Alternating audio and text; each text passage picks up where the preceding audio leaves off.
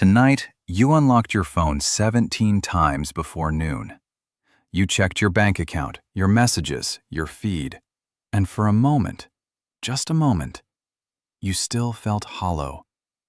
Not hungry, not cold, not in danger, just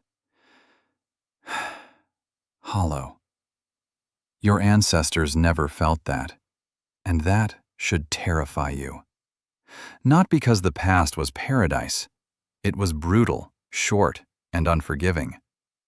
But somewhere in the long story of human history, there is a truth that modern life has quietly buried. A truth about what your brain actually needs to feel alive. And once you hear it, you cannot unhear it. Picture your ancestor, 70,000 years ago, waking up in the grasslands of East Africa. No alarm, the sun does it for you. The moment your eyes open, your body knows what today is for. A group surrounds you. You know every face. You will hunt, gather, or tend to someone injured. You will use your hands. You will solve real problems with real consequences. You will be needed. That last word, needed. Researcher Christopher Baim spent decades studying hunter-gatherer bands and found something unexpected. These groups were deeply egalitarian. Status was earned through skill and generosity, then returned to the group. The system enforced something ancient, a sense that everyone mattered equally, that no one was disposable. Your nervous system, receiving that signal, does something remarkable. It relaxes. Your brain did not evolve for a world of 7 billion strangers. It evolved for roughly 150 people.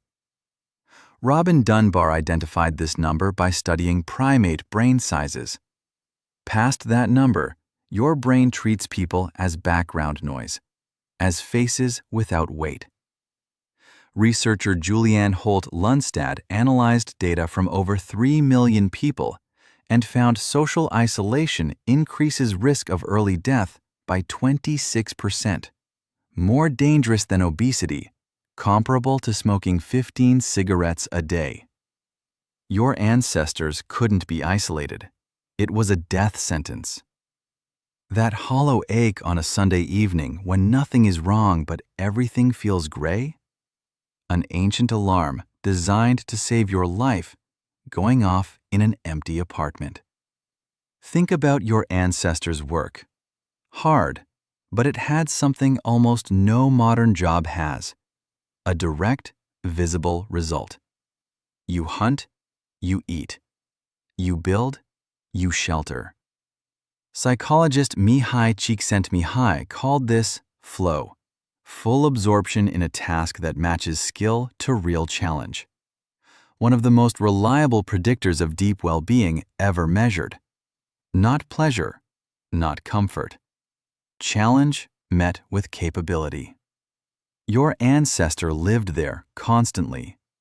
You might visit sometimes in a project you genuinely care about. The rest of the time, you are sitting, watching, scrolling. Your brain gets stimulation, but does almost no real work. It is like feeding someone salt water when they are dying of thirst. Happiness was never a destination. It was a signal. Your brain releases dopamine not when you achieve, but when you are on the way. Neuroscientist Jaak Panksepp identified the seeking system as one of the most fundamental drives in all mammals. It is not the getting that lights up the brain. It is the looking, the pursuing, the not yet knowing. Your ancestors' entire day was built around that system. Real uncertainty, real stakes. Would the hunt succeed? Would the child recover? Real problems inside a real world surrounded by people depending on you. Your anxieties today are just as real, but formless. Threats you cannot touch, locate, or fight. The alarm rings, but nothing resolves.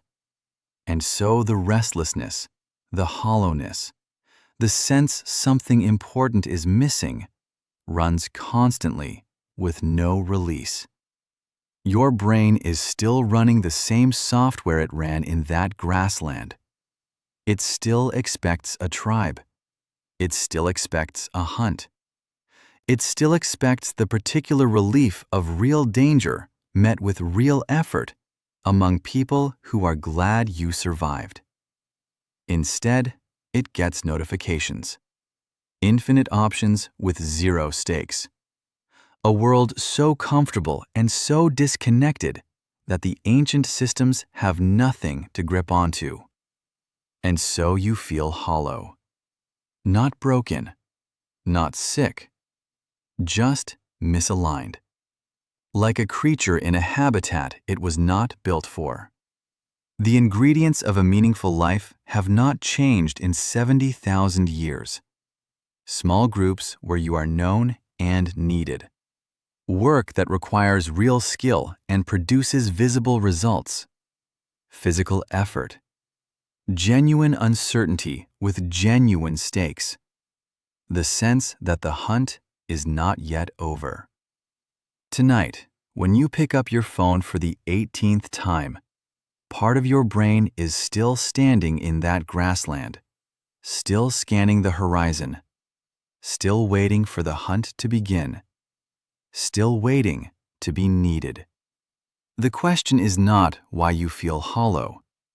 The question is, what today are you willing to be needed for?